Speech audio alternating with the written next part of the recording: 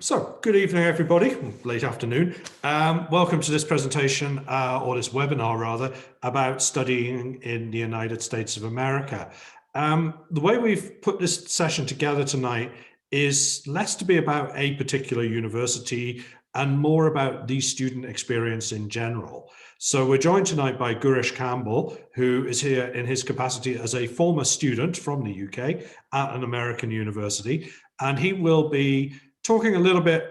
I mean, it's useful for you to get a sense as to what kind of experience he went through, but he's here to answer any questions you might have about the United States of America and the student experience.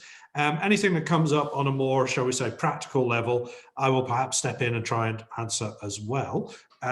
But we are here today to essentially answer your questions. So the main reason we've invited you is to hear what it is you want to know about and try to fill in the blanks for you.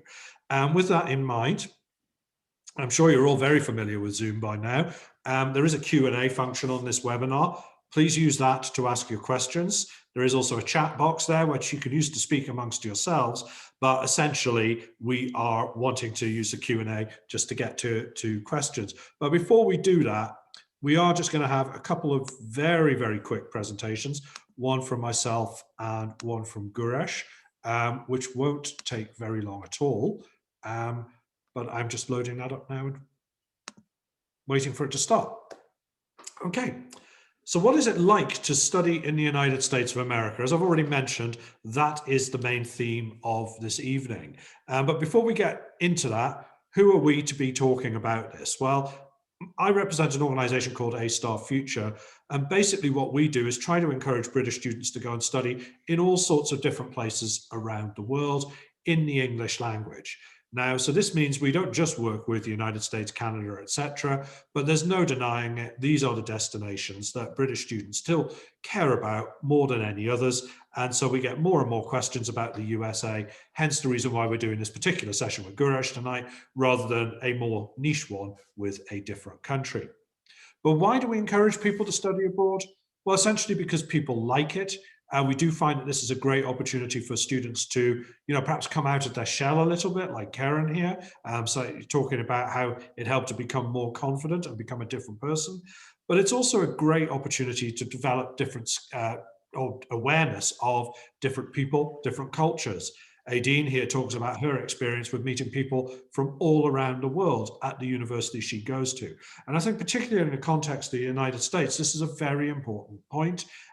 Lots of people go to the American university for the American experience, and you will get that, of course you will. But what perhaps you will get more than that is an international student experience. You're going to meet people from all the way around the world, not just from the United States of America. And I'm sure Gouresh is going to touch more upon that later on. We also encourage people to go and study abroad, frankly, because we know that one of people's main concerns is on how they're going to get a job after they graduate. And we do believe that, particularly if you wanted to work in the United States of America, it is a very multinational organization. Its biggest companies are still the biggest companies in the world, and they value people who have great cultural intelligence, meaning that they understand more than one language, perhaps. They certainly understand what it is to live in more than one country. And the USA, naturally, to go there as a student will enable you to develop these skills, which American employers will like, although I'm certainly not making the case that saying you go and study in the United States, you're definitely going to get a visa to stay there. That is absolutely not necessary. It's not guaranteed, let's put it that way.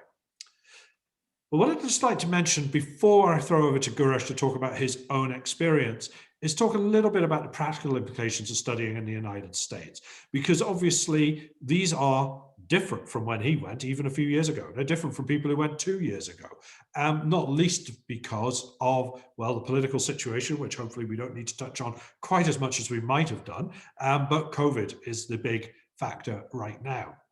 If you're looking to go to the USA in 2021, or more likely, I guess, for you guys, 2022, it's not going to be the same as the experience people have had this year, which is definitely a good thing, nor will it resemble the experience of previous years as well. Higher education is going to change everywhere as a result of COVID, meaning that the future is not going to look like the past. and I perhaps shouldn't be saying this, but when we've got a representative from the recent past on this call, but Gouresh's experience is useful, but it's probably not going to be exactly the same as what you will get at an American university, just because the world has changed.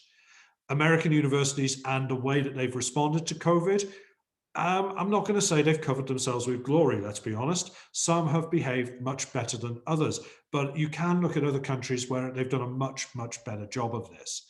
But if you are going to be speaking to American universities about how they've responded to these particular challenges, I think there are three fundamental areas you need to address with them.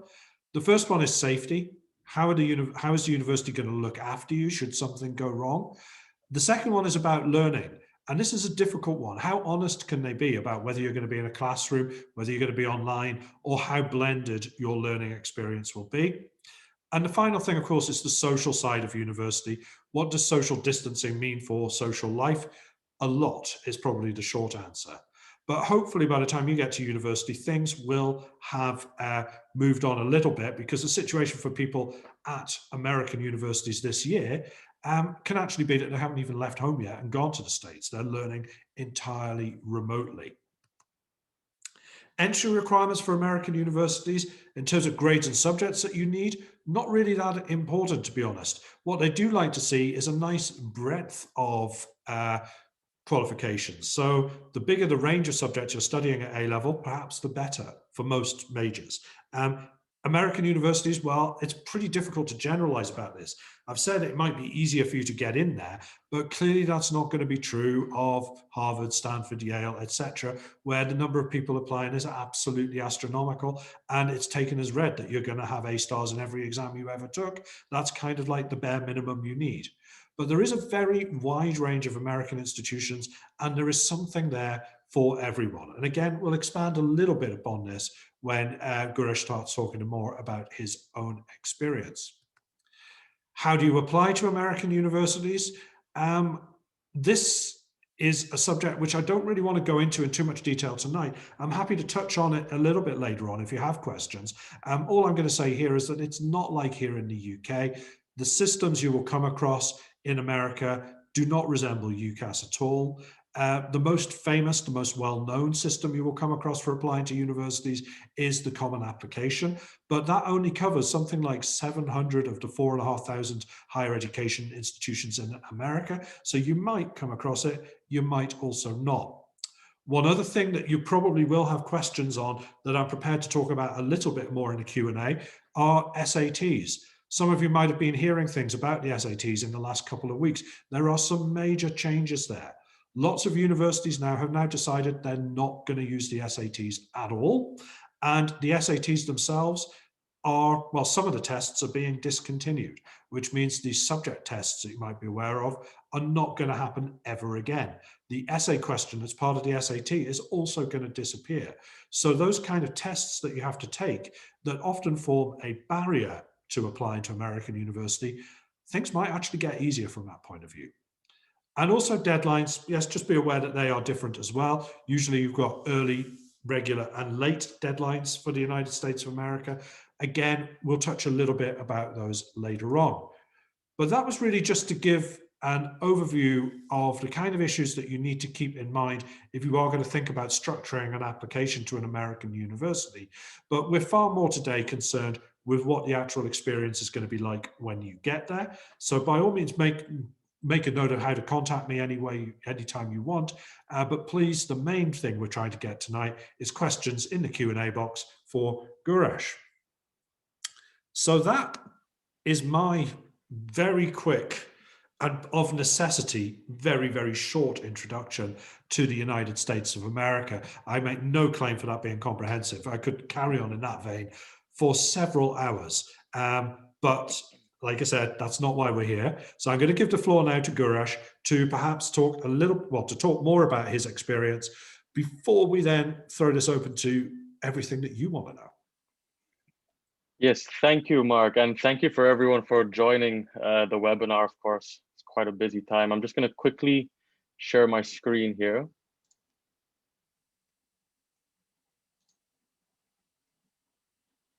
All right, now you should all be able to see it. Right, so I'm here just to talk a little bit about, my USA study abroad experience and kind of everything that went on.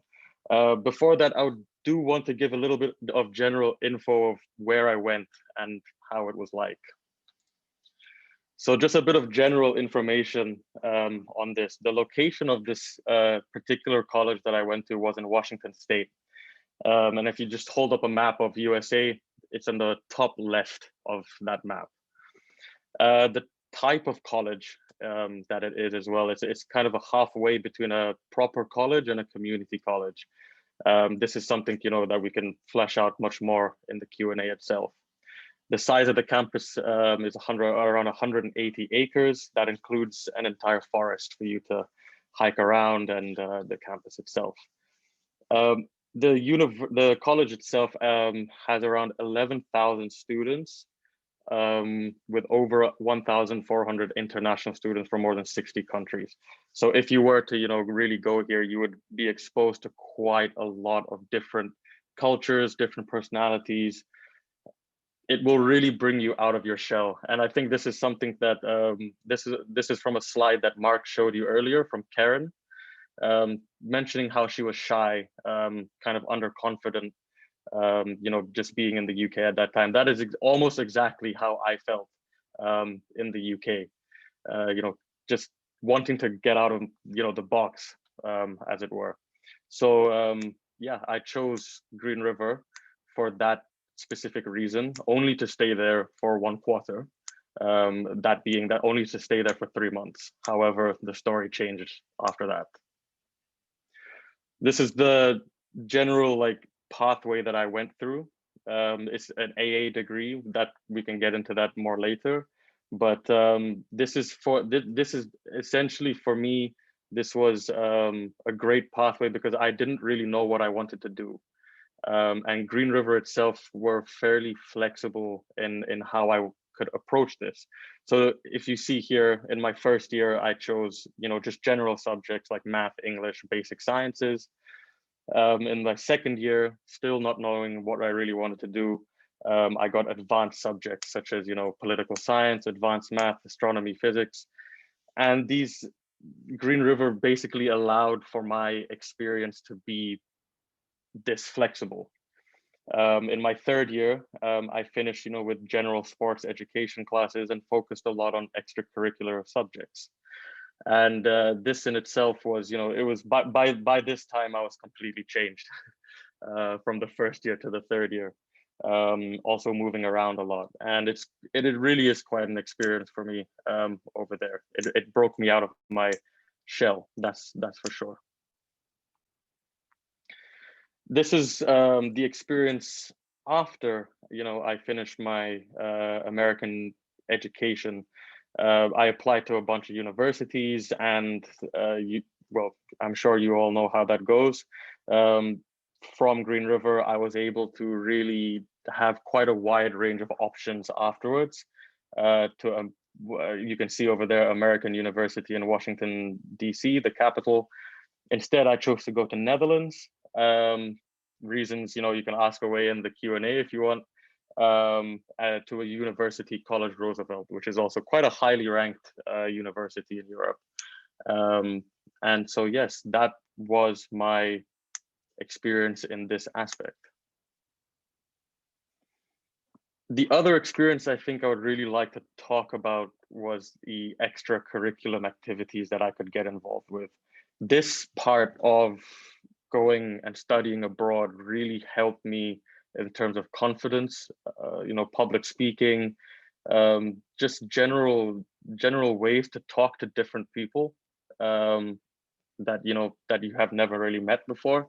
It's one of those places where I found out that I could, create a club and try and get people's interest in it, and just liaise with a lot of different people and try and just get things done in the American fashion of optimism. So of course there's sports, there are clubs, there's a lot of hiking, and throughout my time at Green River, one of the biggest parts of my experience was the hiking. Not sure how many people actually like to hike, but some of the scenery over there really makes you want to.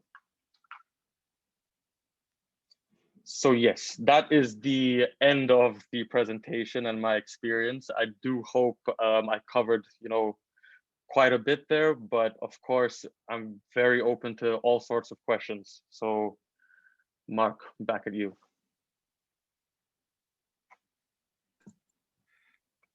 Thanks.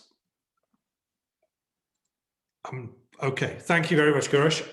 So that gives you a tiny introduction as to what Gouresh did at university.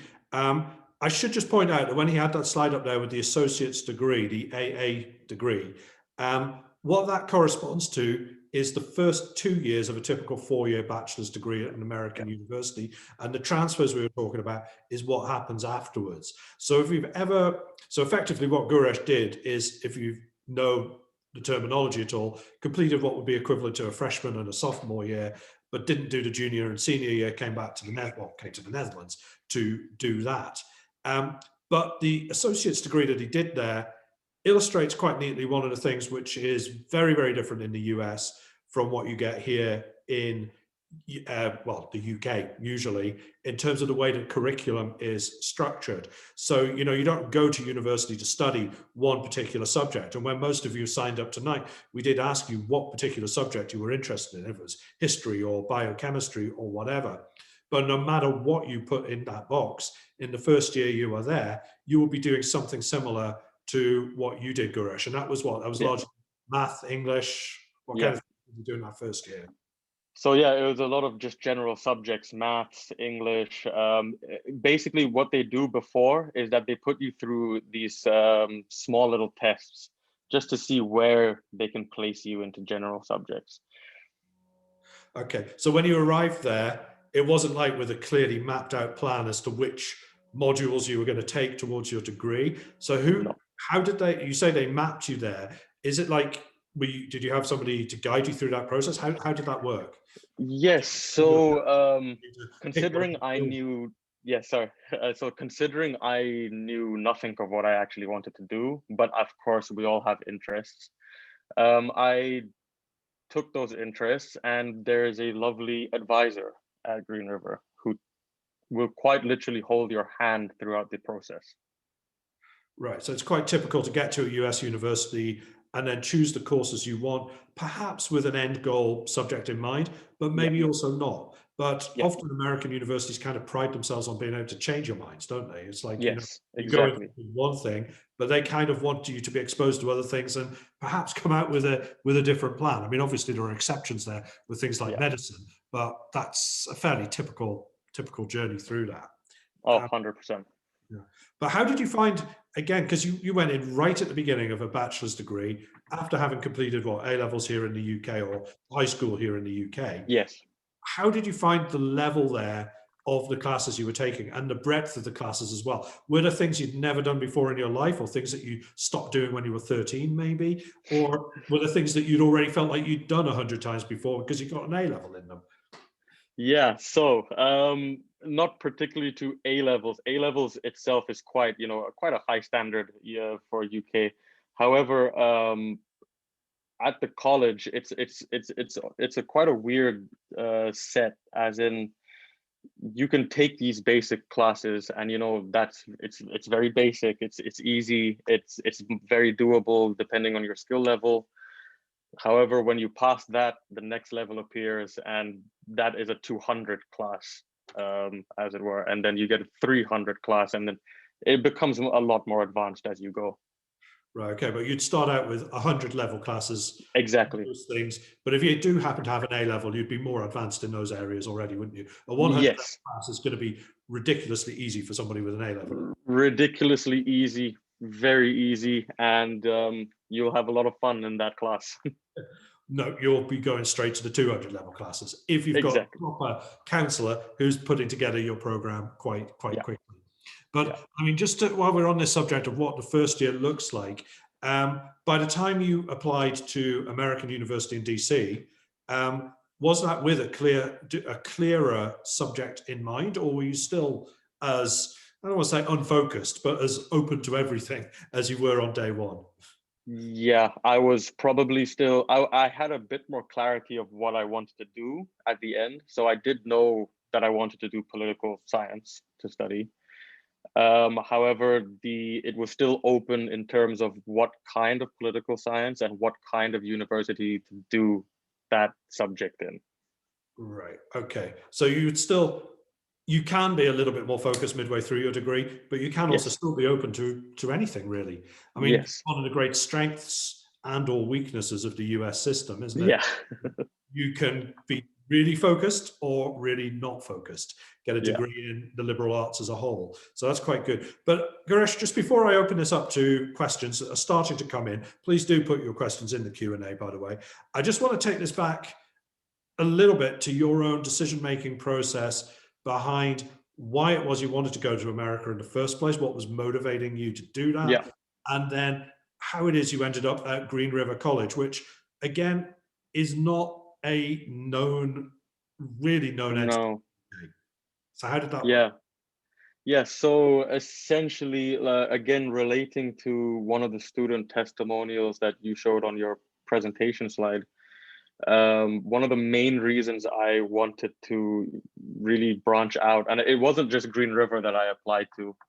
There were other universities, of course, but I really wanted to just become more confident, meet other people, really break out my shell, and knowing that I would go to a place where I didn't know anyone, and I would be almost forced to make friends that would relate to my experience as well.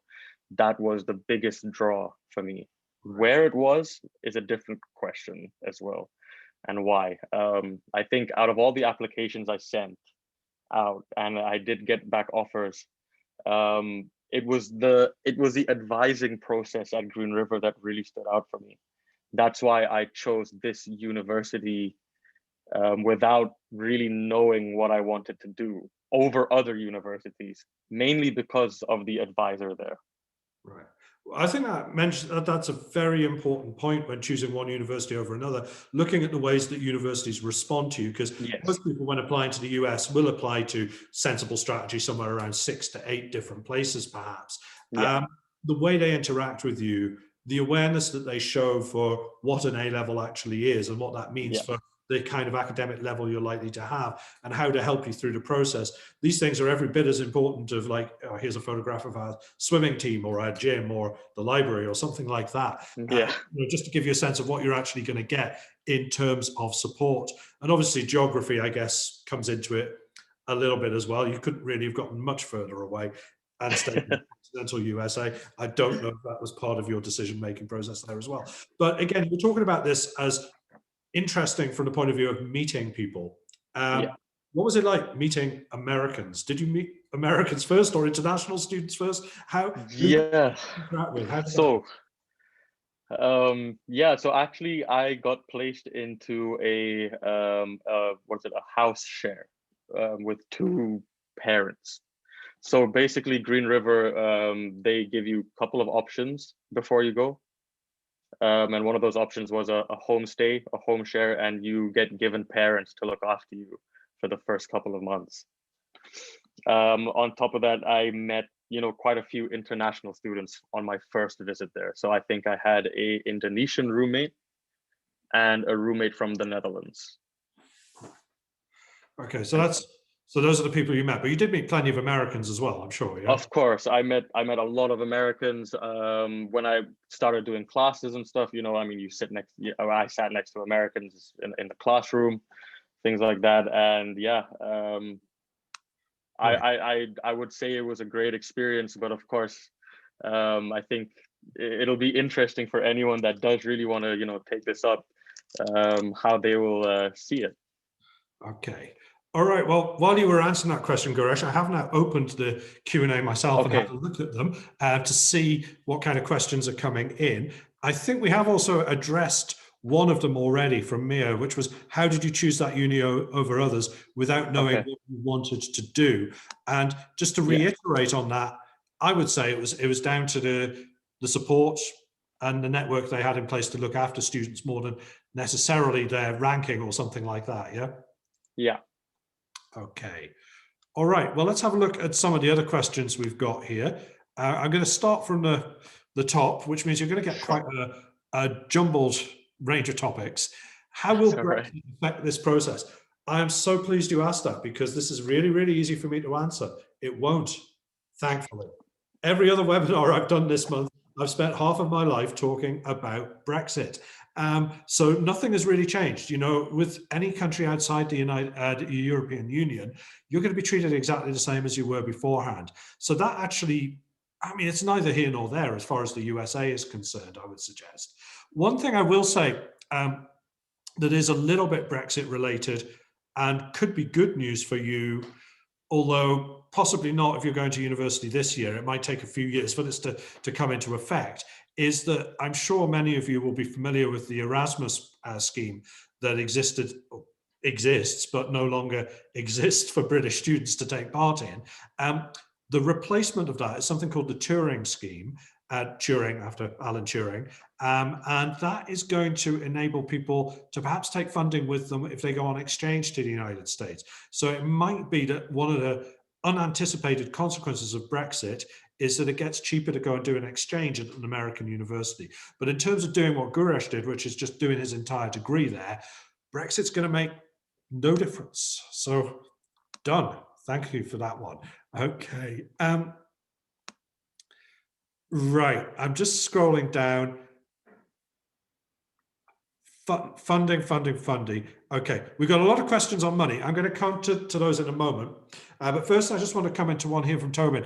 If you do want to go to university for one set subject, is it still worth going to an American university if they want you to do lots of subjects?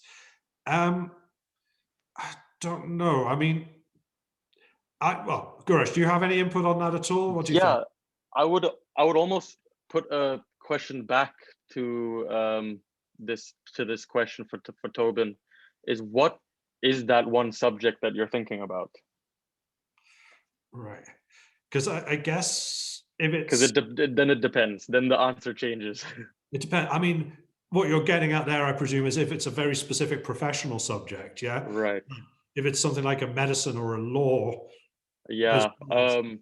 A medicine or a law. I mean, if you do apply for that in America, in any American institution, they will make you do only medicine or law. They won't make you do other subjects. However, the beauty of, or the weakness of these universities is that you can still choose to do those other subjects along with your medical or law.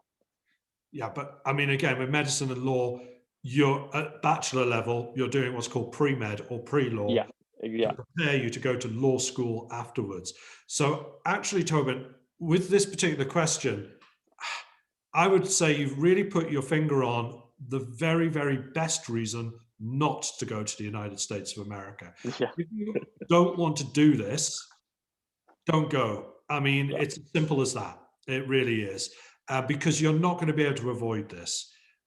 If it's something that you think you might warm up to or you quite like the idea of, then maybe you could get into it. But if you are genuinely thinking, I don't want to do that, I only got one set subject in mind, the reality is that a master's degree at the USA is almost certainly going to suit you better than a bachelor's degree. You yeah, might very well be better off doing your bachelor's degree in the UK, Europe, Australia, anywhere like that, where they have typical degrees constructed around one subject, and then going to the US to do a master's degree. I don't want to say it's a waste to do your bachelor's degree in the US, but it's very clear that you would not be getting the same as what you would get here. And that is one of the strengths and weaknesses of the American system, just its sheer difference in that respect. Now, this next question I want to come at straight after that is, outside the actual university, what is the student life and everyday life like? Obviously, the American way of living is a lot different from Britain. So what was that like? I mean, this is a really good question. It's kind of getting to, I guess, which parts of your lifestyle were totally different by the time you got to the USA? Oof, yes. So let's see. Quiet life in England equated to quite a loud life in America.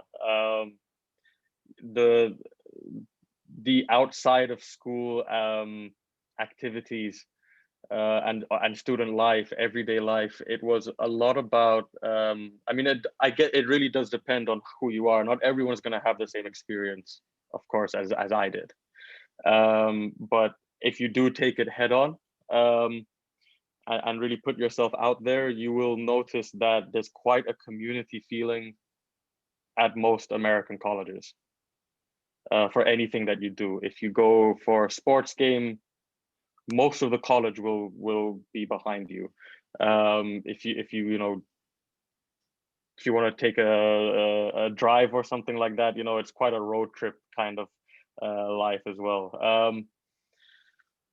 Yeah, there's a lot that's different from Britain, but in some aspects as well, there's a lot of shared culture at the same time. So you won't be completely culture shocked when you're there.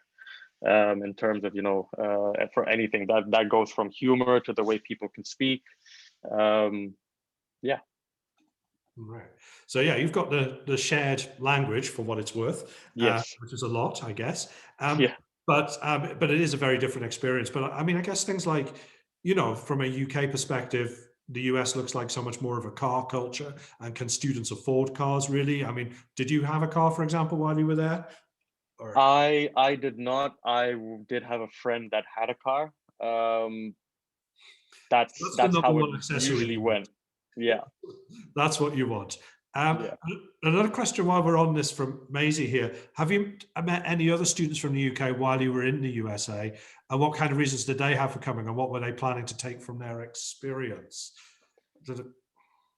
Yeah, not at Green River, but at other institutions. There was University Washington State, and there were a handful of British students there as well. And their reason for wanting to come, of course, the number one was wanting to quite literally be an American, if that makes sense. So it does seem that people come because they want the American experience, perhaps more than anything else. Yeah, the American experience more than anything else, and they got it. Right, good stuff. Right. Now, looking at these questions, we have quite a few open at the moment, and a large number of them are about money. And Yes, Gouresh, you can come in on bits of this, of course. but I'm going to start with a more general summary. Okay. I'll just read out a couple of these questions. How do tuition costs compare as a foreign student compared to the UK? Would you recommend studying abroad as an undergraduate student or wait to do my master's to study abroad? What are interest rates like for student loans abroad? That's like 5 different questions in one there. So perhaps I shouldn't have started with that. How do tuition costs compare as a foreign student to the UK? Okay, well, if you're talking about if you're an international student in the UK and an international student in the USA, I would say broadly similar. But if you are British, it's going to be a lot more expensive, primarily because tuition fees in the UK, we all know pretty much exactly what they're going to be, £9,250 a year. In the United States, how much are tuition fees? Annually, anywhere between zero and about $65,000. It is such a huge range that generalizing about finance in the United States it's almost foolish. It's that there is no standard answer to that. What I can do is perhaps give you a few illustrations or a few pointers.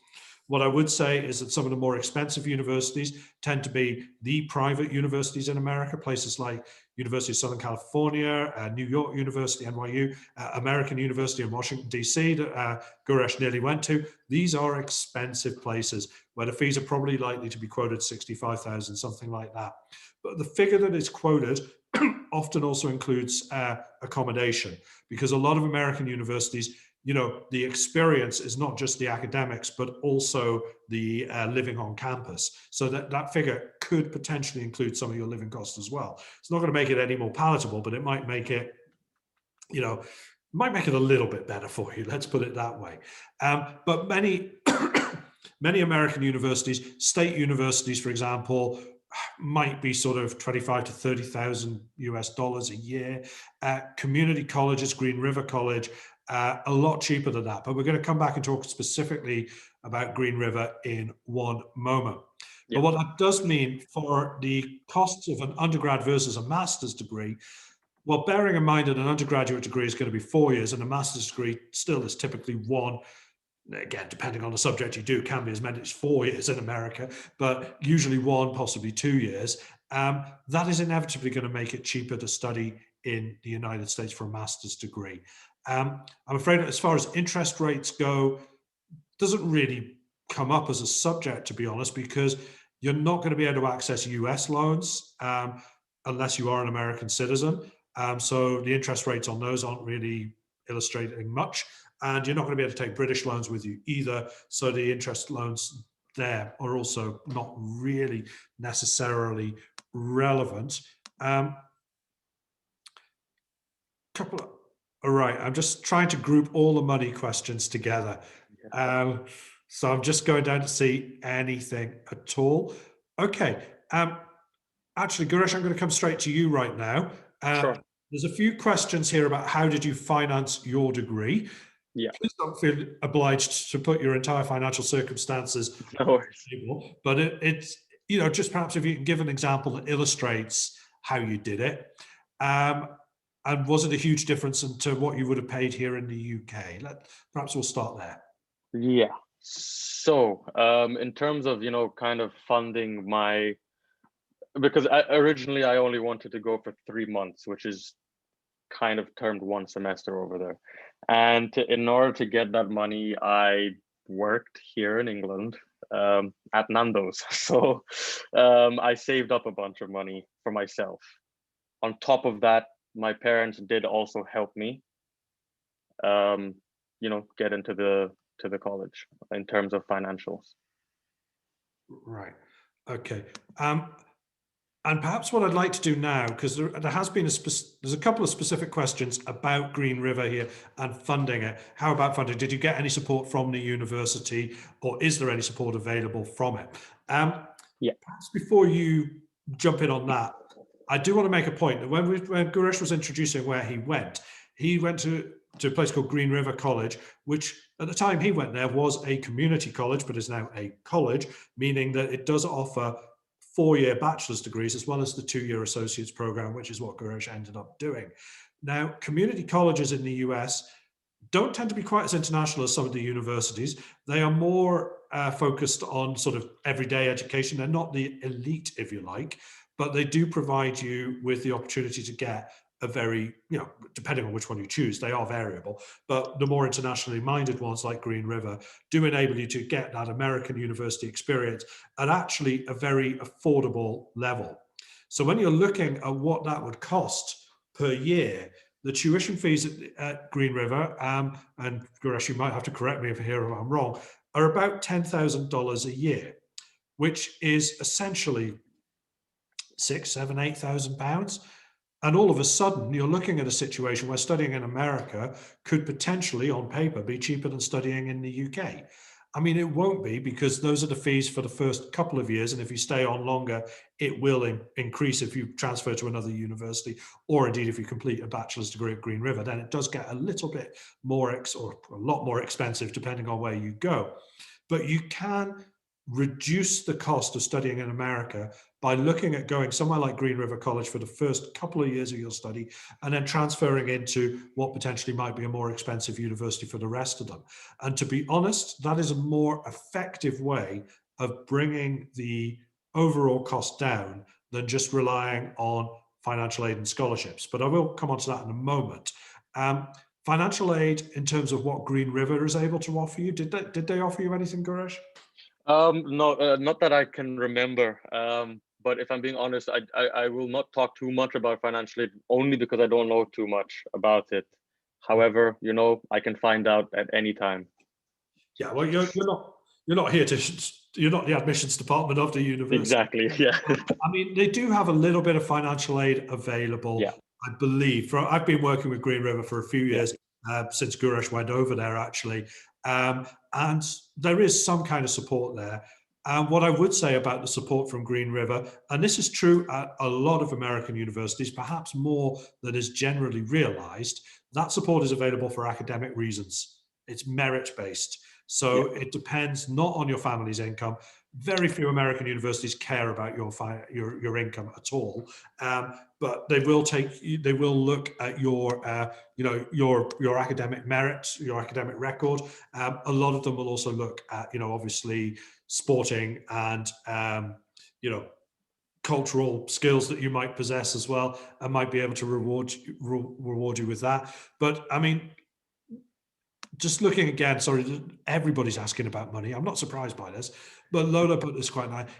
What was the general cost each year of your college?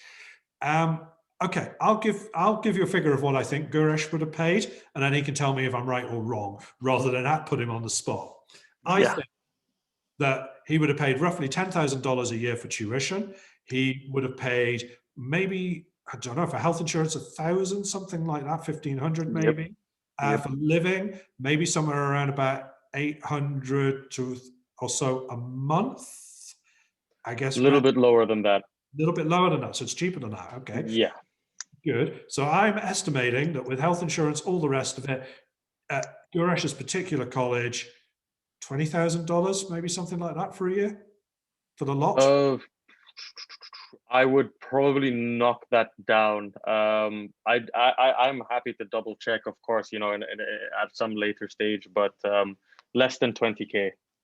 Okay, which means, well, effectively no more than what you'd be spending in the UK, but you can't take your loans with you. So there are possibilities to study in America, which on paper look exactly the same than studying here, even with that whacking health insurance in there, to be honest. But that is an unusual, or it's not a typical example. For most universities, it's going to be significantly more than that. But that's the answer for that particular college and for Gouresh's particular experience. Let me just see how much of the money questions we've got remaining before we move on to anything else.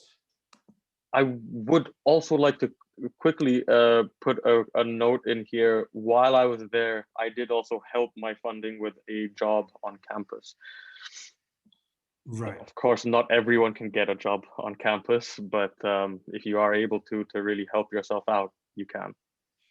I would say that American universities are basically generally, they do.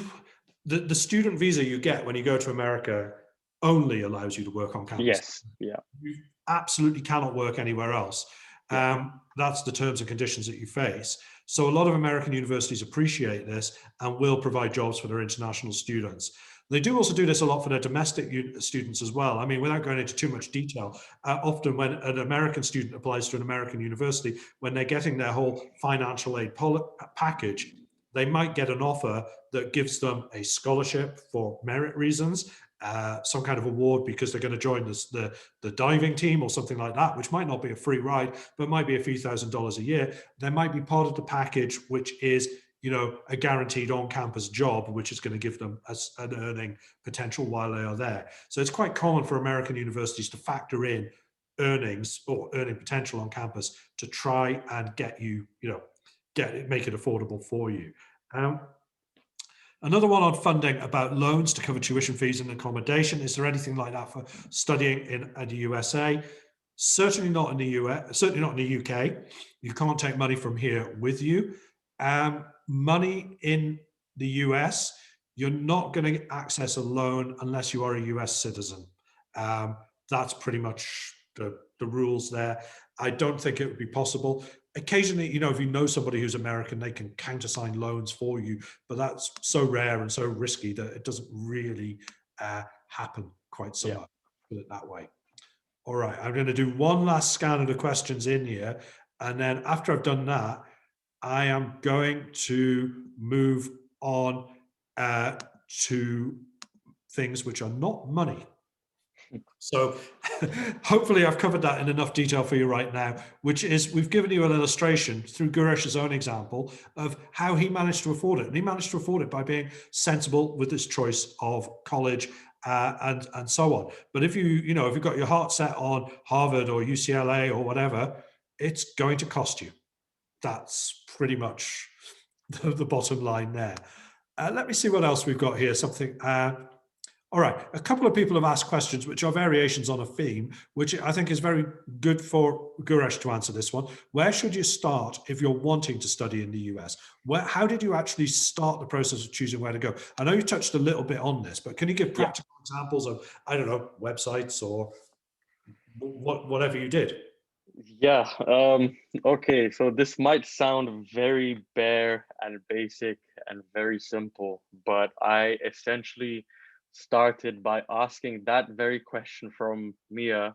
How do I start a process for applying for a university slash college in America? And I typed that exactly into Google word for word. Um, and you know what, you start to get quite a range of universities to apply to and stuff like that.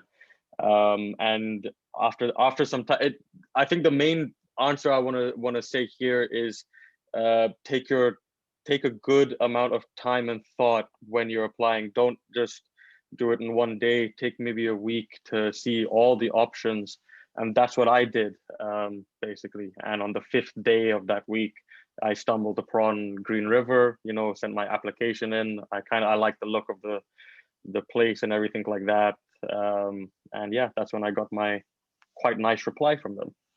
Okay. But how many places did you end up applying to then, Gouresh?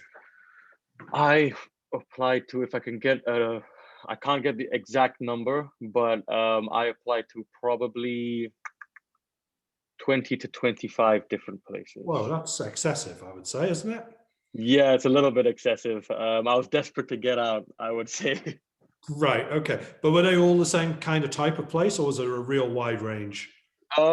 Most of it was, I would say, yeah. No, I would say it was a wide range. There were community colleges in there were colleges, and then there were private institutions. Okay. But would you describe yourself as kind of like, I don't know, price sensitive in your search? Was that definitely? Yes. Yeah. Oh, definitely. Not only myself, but my parents too.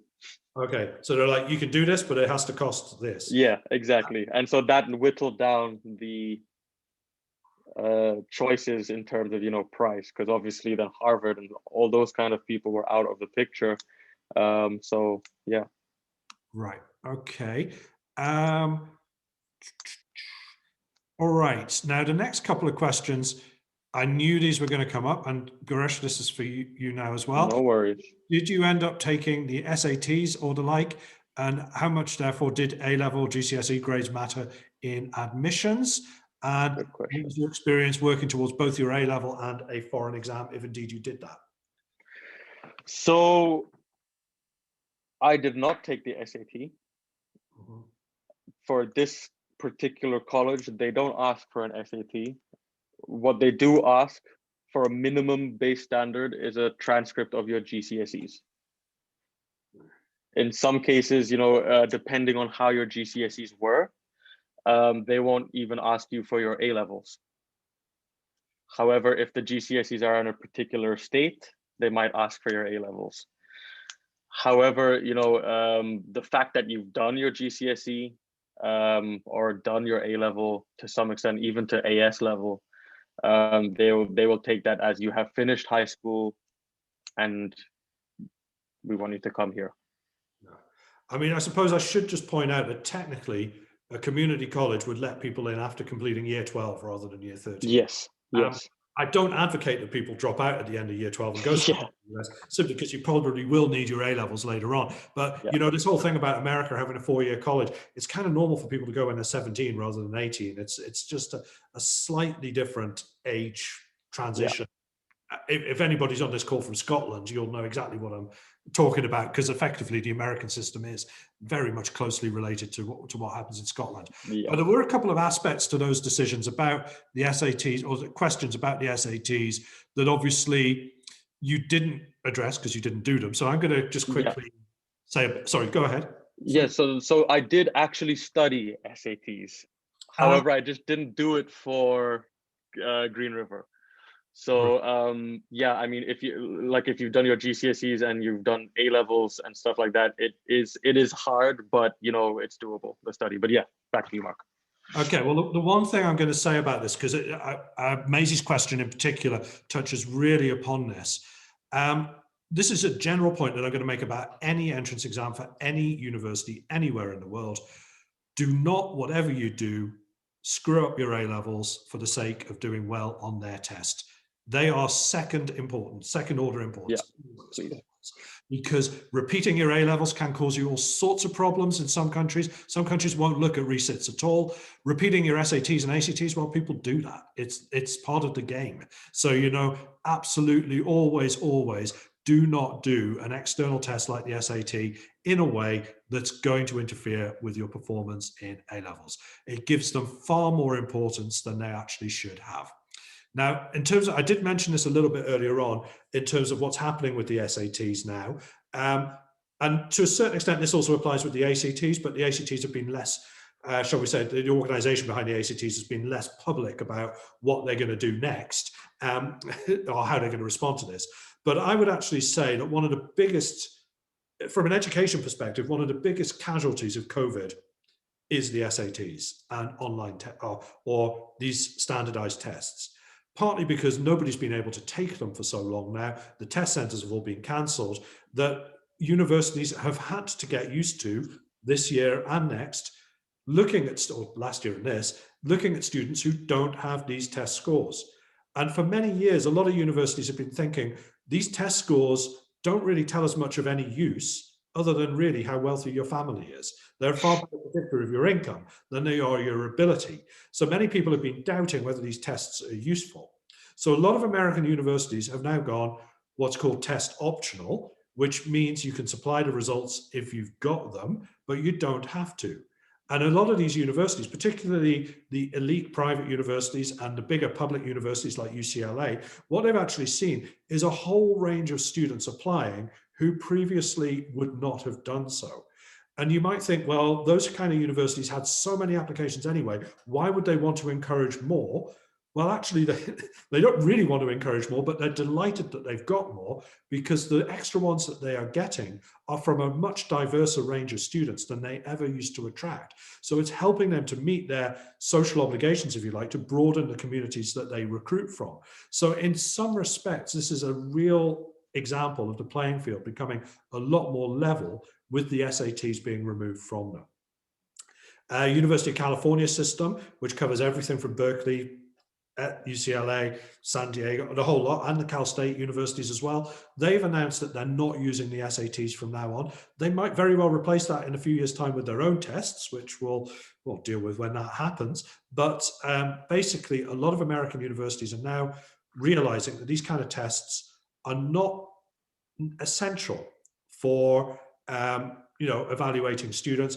Far better predictor would be, how you're doing at high school. A lot of admissions counselors in America, when they're talking, admittedly, this stat comes from American students rather than international students, but a lot of universities in the US, the admissions department there will say, your grades in your GCSEs or A levels or the American equivalents are a far better predictor of how you're going to perform than how you do in the SAT tests, because a lot of people go crazy for them and hothouse and test and train, and they come out with a score which is good, but is not actually an accurate reflection of anything.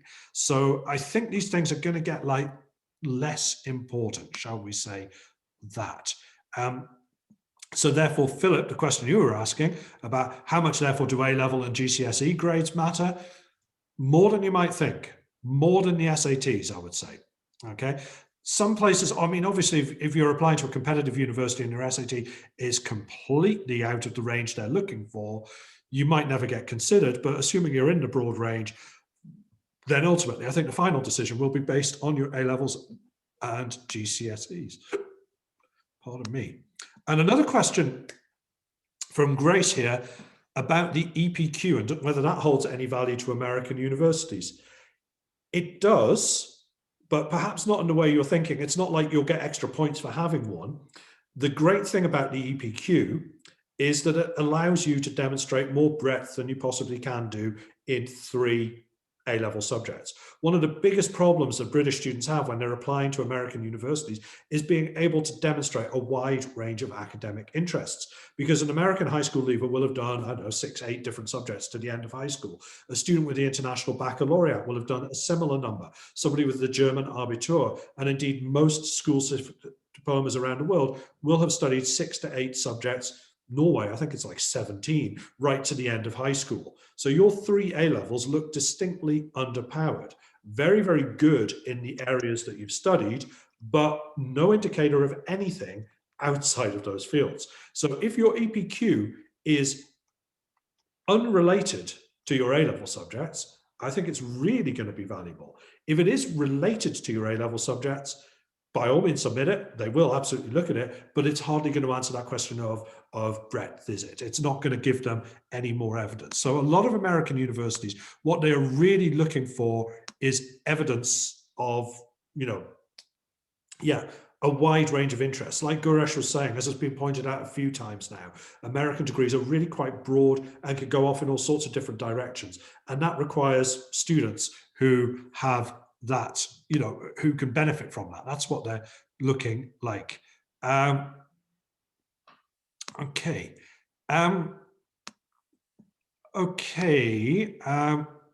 Sorry, I'm just now not really wanting to talk about the SATs anymore. Hopefully you're all happy with the answers I've given you about that. I'm just going to touch on this one, Maisie, because I did sort of start answering it before I saw your question about, do you know anything about the way American colleges process students that do the IB instead of A-levels? Like I said, the IB gives you that opportunity to demonstrate breadth. All other things being equal, I'd say that the IB is better preparation for the American style of education. It has got that breadth. I'm not saying A-levels are bad, but their narrow focus is kind of out of keeping with the way that degrees work in the United States. So IB, definitely very, very well received by a lot of American universities. In fact, some American universities will have policies that say if you've got a certain score in the IB with a certain range of subjects, you might even be exempted from the entire first year of a 4-year degree because you will already have a large amount of that breadth. Doesn't work everywhere, does work in some places. But generally speaking, IB, very well liked by American universities. Now, Gouresh, I'm going to come back to you on this question from Helen here. Can you tell us more about the initial 3-month application? What was this? Because you didn't apply to actually do a degree there, did you? No. You applied to go and study there, which is part of the reason I suspect why things like the SATs and the entry process was a little bit more relaxed for you than it might otherwise have been. Yeah. So, like I said, initially I wanted to apply, but I didn't want to stay and do the degree that they were offering. All I wanted to do was have, and I saw this from their website, I wanted to do 3 months, which is a semester over there, or quarter. I just wanted to do those initial 3 months and come back to England. And so you're basically applying normally. In a very normal way, you're still applying, for the thing, but it's not a case that you have to put like a down payment or something like that for, a whole year. You can quite literally apply just for 3 initial months, and you can, it's very similar to a gap year. And I think Mark has just put this. I have, yes. Yeah. I've just put in the chat. If you open up the chat, you will see a link which is exactly to the program that Gouresh took. But the great thing about this program, the reason why I really like it, is exactly that thing. It's dipping your toe in. It's a try before you buy type of thing. It's like, if you're thinking America might be fun, but you're also thinking, well, it could be an open-ended financial commitment, and it might not be right for me because of the breadth thing. I just don't know. You can go there and do, as part of a gap year, 3, 6, 9 months, because Green River in particular works on quarters that are 3 monthly, which is a little bit different from the semester system. But you can go there and do as little or as much as you like within those confines. And then the credits that you get ultimately count towards your degree. So the things you were doing on your gap year, Gouresh, they did actually become the first things you did on your degree, right? They carried directly over to your associate. Yeah, they carried directly over. And with the help of an advisor, they showed me more of how to, use those initial subjects that I did. Right. So yeah, you might find that your choice of courses is more logical if you get there after 6 weeks, you're like, yes, I'm definitely staying. Do pay closer attention to the things you are studying, because Yes, when you come back to the UK, the modules you're doing there, nobody's really going to care. It'll just be a nice experience. No British university is going to accept those credits, I would exactly. think, not without issue anyway. Yeah. Okay, a few other questions here we've got. Right. I'm going to start with this one about what is the difference between a community college and a private college. Um, I think I'm going to answer this, but I'm going to answer it slightly differently, because private is not the important distinction from community. It's community as a 2-year institution versus university, helpfully also called colleges more often than not, for 4 years. It's a type of qualification you get. A community college is, I mean, I don't want to call it a further education college in the UK context, because it's more than that. It's not that. But it is the place that actually the majority of American students go to complete the first 2 years of their 4-year degree. Why? Money, because it's a lot cheaper. And they're getting the same kind of basic range of classes that you would get in a university. So community colleges are where more often than not, American students will start their education there and then transfer into a 4-year university. Some of these community colleges, to be honest, are not that great, but there are others around the country, particularly like Green River and places like that, that are very, very attuned to international students.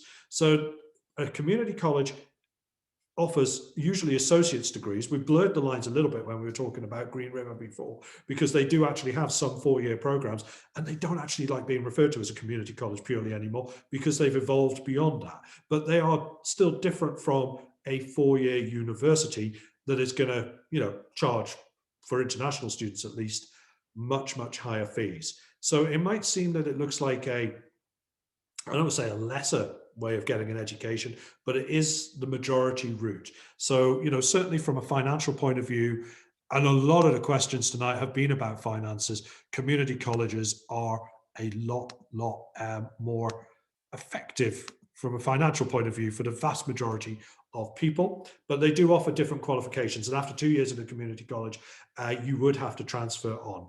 I think actually the next few years could be quite interesting for community colleges. After all, Joe Biden's wife, Dr. Jill Biden, she has been a professor in a community college since 1993, I believe. So they might be getting a little bit more attention than perhaps they've had in recent years under previous administrations. Now, the next question that's come up is about the application process. Realistically, for 2022, when do the admissions open, or when does it start? Now, for 2022, yeah, you should be. I mean, I don't want to, I'm saying now, but I don't mean actually it has started, not at all. But in terms of the journey you're going on to choose a college in the US, it should really have started right around now. It should have started a bit earlier, to be honest, if you're absolutely going to need to take the SATs and the ACTs. If you are looking at 2022 admission, you didn't actually say in your question, but I'm going to assume you are year 12 right now in the British school system, which means that this really is the year when you should be starting to think about taking your SATs in a way that doesn't impact on your mocks and your A-level study, as I said earlier. You kind of want to have the results back of those, if you're going to need them, by next summer. Potentially, you could take them one last time in autumn 2021, so around October, but that would be the last time I'd be looking to take your SATs if you're wanting to apply regularly to an American university. I mean, you can go later, and there are obviously a lot of universities that don't require the SATs, as I already mentioned, but that is one of the constraints about the application system. Early admission in the US, when you apply to just one university, because you're really certain you want to go there, often called early decision, early action, there is difference between the two. I can go into it, but it's lengthy and it's dull. But that happens between October and December. So if you know there's one place you want to apply to before all other, and you're willing to commit to that place, should you get an offer there, that is the window you apply in. The more regular application window starts in January and runs up to basically Easter. So you'd get your offers then around Easter time. And that is where most American students apply.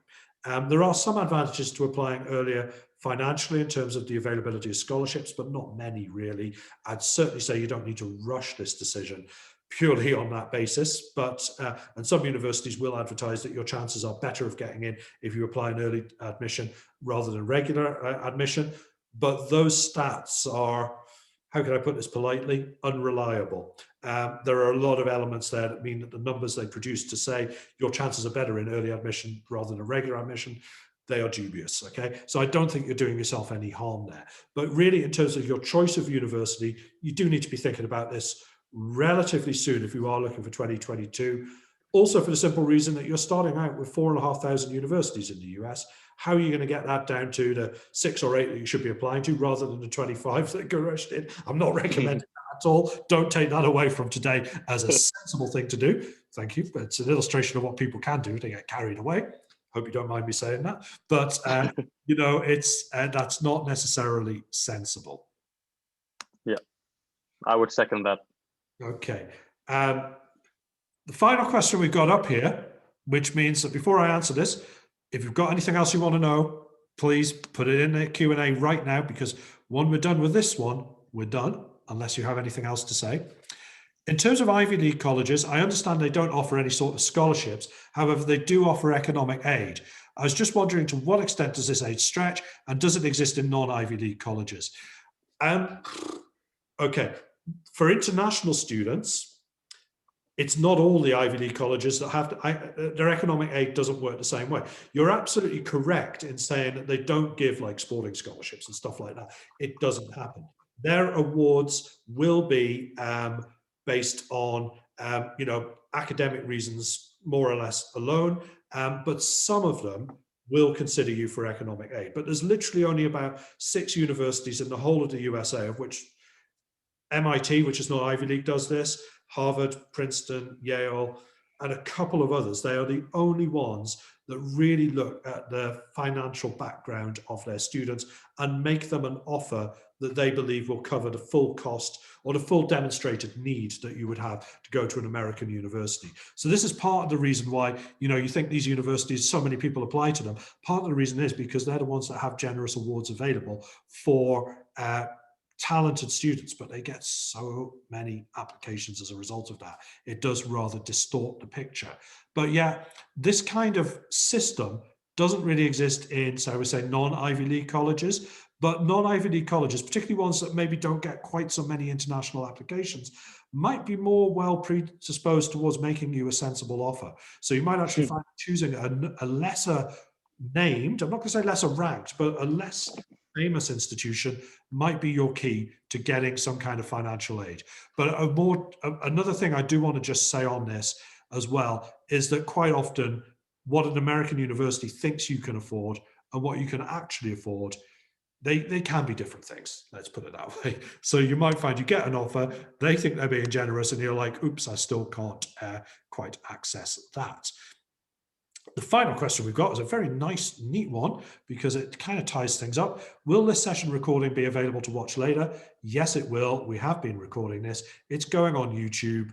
Hopefully tomorrow morning, you will get a link to that you can then watch at your leisure.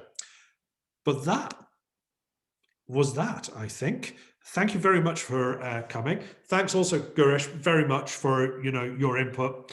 I do believe that this will have been useful to some of the participants. So thanks for giving up your time to do that. No worries. Also, when I email people out tomorrow, because the money thing came up quite so often, I'm going to give you links to Green River College and how this works. Because if money is your primary concern, this could be a solution for you. So I think that could be a sensible option for you to look at, and maybe you haven't considered so far. But yeah, that was well, a very pleasant session. Thank you very much for coming. Thanks for your questions. And by all means, contact us. When you get the email tomorrow, I'll put Gouresh's and I'll put my contact details on there. Yep. You're welcome to get in touch with either of us through that tomorrow. But that is all I'm going to say for this evening. So thank you very much for coming. Bye-bye. Thank you.